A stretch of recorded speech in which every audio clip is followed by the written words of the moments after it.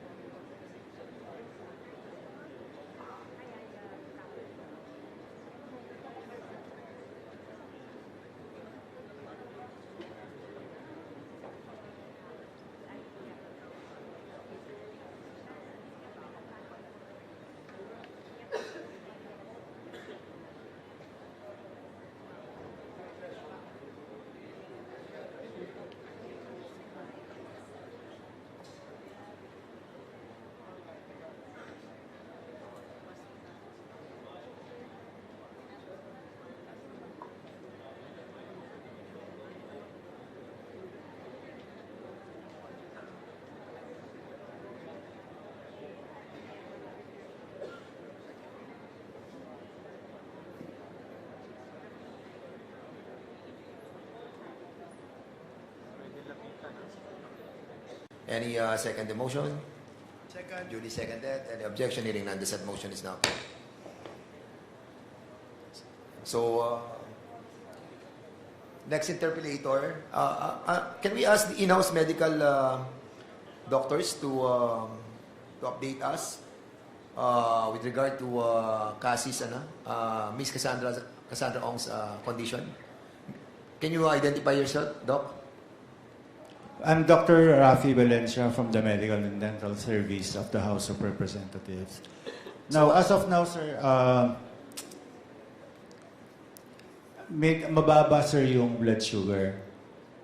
So that's the cause of the dizziness and the weakness. The BP, the vital signs are stable. What is the blood sugar level? Actually, sir, hindi nga binabasa na ng machine, which means that it's too low. Oh. Mr. Chair, So, with that, can I just ask confirmation from the doctor if it is true that Ms. Ong refused to eat, refused to drink the Coca-Cola that was given to her? so, Sir, maybe, actually, so maybe, are you the right person to answer that query? I think the custodian facility. Who is the custodian facility of the Quadcom? You are? No, we're asking the custodian. Is she not eating? Sige, ma'am, identify yourself, please. Sir Glizal Irene po, Valdepeñas from the LSU. Mr. Chair, may specific lang po siyang food na gustong kainin every time po na nagpo-provide kami ng food sa kanya. So ayaw niya yung ulam na binibigay niyo? Yes po. Ayaw niya? Yes po. And is it true na kanina umaga you tried to give her Coke because mababa na yung sugar niya and she refused to take it? Yes, sir. But later on, inunom naman po niya. Inom niya. Yes po. Okay, so the refusal to eat is because of her dislike of the food that you've been giving her. Yes, Mr. Chair. Thank you, Mr. Chair. Thank you. Mr. Chair. Siguro yung sa doctor muna. Yes, may I? Mr. Chair, can we ask the doctor first? Dr. Rafi Valencia, what will be your advice to our resource person for sir, today's for the hearing? meantime, sir, siguro po, we'll try to raise the blood sugar. Now, we're trying to ask her to drink yung drink niya. Pinagdagan ko na lang, sir, ng sugar yung iced tea niya. So with that, Just to increase. Yes, thank you so much, Dr. Valencia. With that, Mr. Chairman, can we ask the other resource persons which this Quadcom have invited while recuperating muna si Cassandra Ong? Well, in our list of interpellators, the next in line is Kong Zia. However, Mr. Chair, my questions basically are to Ms. Cassie Ong. And I will yield to the next interpreter if they are willing to ask some of the resource persons here. And I'll just wait until Ms. Ong is capable of answering my questions. thank you, Kong Zia. Mr. Chair, I was slated to ask questions to Ms. Ong prior to the episode that we just seen. I believe she had a medical condition which requires direct medical attention. Mr. Chair, we have here the head of our medical director of the House of Representatives who personally assessed and examined Ms. Ong. I would like to ask our doctor here, resident physician, what is now the status of Ms. Ong? What's the condition, really? Good evening, Mr. Chair. Good evening, everybody. Well, to put it in a nutshell, Ms. Cassandra Ong is quite unstable as of this moment. No, so definitely, as I saw earlier, that blood sugar was very low, unreadable now, doctora, even through the RBS, and then now it was after giving her some carbohydrates, it was raised to 169. Her blood pressure right now is only 80/40. And of course, as the good doctor will also know, we cannot take this one in separate blood sugar and blood pressure. So it's all intertwined. So that's why I can say that she's quite unstable now. One thing can affect the other thing. So that's it. In fact, if I may say, this morning when we checked her blood pressure is only 70/40, 70/40, and we did some things, no. So, but right now, just to let you know, right now we recommended to the Secretary General, and I think it will be coursed through you also, that she be worked up properly before we can give the proper diagnosis to what she's having right now, because we actually don't know if it's because of heart failure or something like that, or something Chair. like that, sir. So, Mr. Chair, may I- Mr. Chair, since this morning, before since the this morning- hearing, yes, sir. Yes. her blood pressure is 70/40. Yes, that's the lowest that she had since 9 days ago. Mr. So Chair, usually she has 70/50, 80/50, 90/60. so But Mr. for Mr. 1 week, for almost 1 week, she's been like that, sir. So we were trying to see if she can still attend, and actually we did not propose anything before today. But 70/40 is really quite alarming even for us. So we gave a recommendation, but I don't know if that will be sufficient enough to merit her workup. So, Mr. Yes, sir. Chair, sa makatwid, Mr. Chair, this blood sugar po niya, Yes, sir. is it normal, in the normal range, despite giving her, despite after giving her the Yeah. soft drinks? Kasi usually you have to give her sugar, diba? And take Yes, sir. soft drinks and Yes, sir. chocolate. So, Yes, sir. is this already normal range? Yes, sir. This is already in normal range, but of course, just because we gave her the carbohydrates right now, Not the blood pressure. the blood the blood pressure is pressure. not stable even right now. It's 80/40, sir. So, Mr. Chair, I'd just like to ask, you're familiar with the proceedings, Doc, no? Mr. Yes, Chair. sir. So, what is your suggestion, based on your Yes. expertise and, Yes, sir. and then based on the examination you just conducted on her, Yes. can she manage to answer questions from members of this committee, after having examined her with all these Yes, sir. prognosis with the blood sugar and with the BP and etc.? What is your expert sir. recommendation? My Your recommendation. professional Yes, sir. recommendation. My recommendation, Mr. Chair, is for her to be excused for the remainder of this hearing, and then a proper workup should be done to her in the next coming days, so we can finally diagnose her, final diagnosis that we can have, so she can, I understand because she's still here for another 20 days or so we should be well aware of what she's really having with a good diagnosis because of all the workup that could probably be done outside, sir, outside, like to the echo and things like that, sir. So, Mr. I mean, Chair, Mr. Chair, well, I'll be objecting for her to come back and answer questions. Perhaps my recommendation would be that you put an IV to her, di ba? If necessary. Yes, sir. And then secondly, I think she must be brought to the hospital. To the hospital, Yes, po. di ba? Yes, po. so Mr. For Chair, proper workup, sir, so we can. Okay, please yes, continue, Kong yes, Zia. my last. I think after hearing the diagnosis of our doctor here, resident physician, for humanitarian reason, Mr. Chair, I believe that we have to excuse Ms. Cassie Ong from this proceeding and allow our doctors to conduct a thorough examination on her, because basically she's under our custody.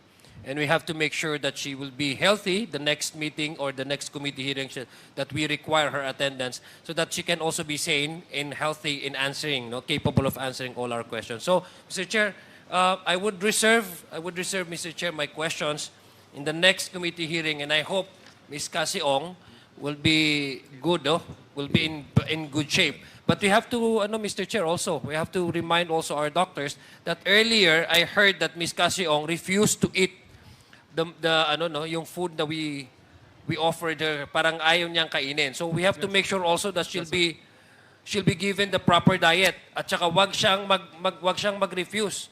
At this point in time, she has no right to refuse whatever food that we give her, or lalo na pag sa hospital, kasi this will definitely affect her entire health po niya. Ayaw naman natin pag next time bigla may episode na naman. So madidelay itong committee hearing natin, Mr. Chair. So, having said that, I thank the committee chairman for allowing me to ask our doctor and really report to this committee what really is the condition now of Ms. Ong. Thank you very much, Thank Mr. you, Chair. Kong Zia. Mr. Chair. Mr. Chairman, Uh, Mr. Chair. Congressman Fernandez and then Congressman Yeah, Abante. I just wanted to be clarified, Doctor, no?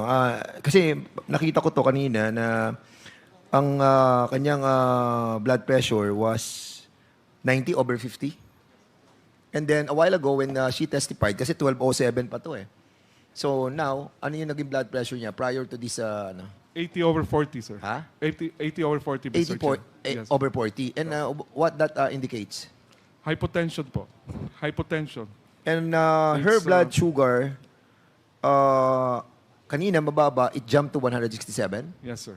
That's a normal consequence because of of giving the her... iced tea. Yes, sir. But it is temporary.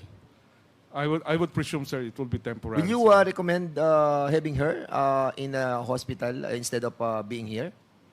Yes, sir. We gave the recommendations already to the Secretary General. Kasi kung Yes, kinakailangan sir. dalhin siya sa hospital, Yes, sir. bring her to the For hospital. proper workup only, sir. For proper workup. Yeah. For please. proper workup. So we can make sure that when she gets presented here the next time, that we are aware of what she truly has, and we have already the proper medication, the proper treatment. Do that we have she- a complete that she can continue. Do we have Yeah. a complete facility in order to find out the real No, not condition? here, sir. Not here. Oh, po. in that Not here, case, Mr. having Chairman. this kind of Yeah. blood Yeah. pressure Yeah. and the staggering blood sugar, Yes, sir. don't you think it's high time to bring Yes, her to sir. the hospital? Yes, sir. Or at least 2-3 days. Just to give the proper workup, sir. 2 to 3 days po. Okay, 2 to you will 3 be the one responsible for this, because ako, sir. I myself, I will be recommending her to be Yes, sir. brought to the hospital. So that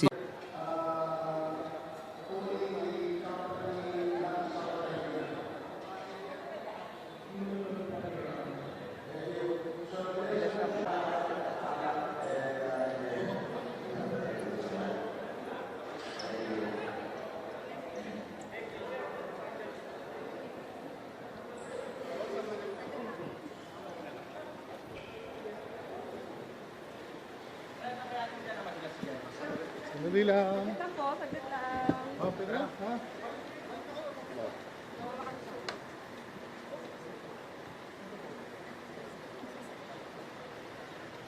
Tulong-tulong mo.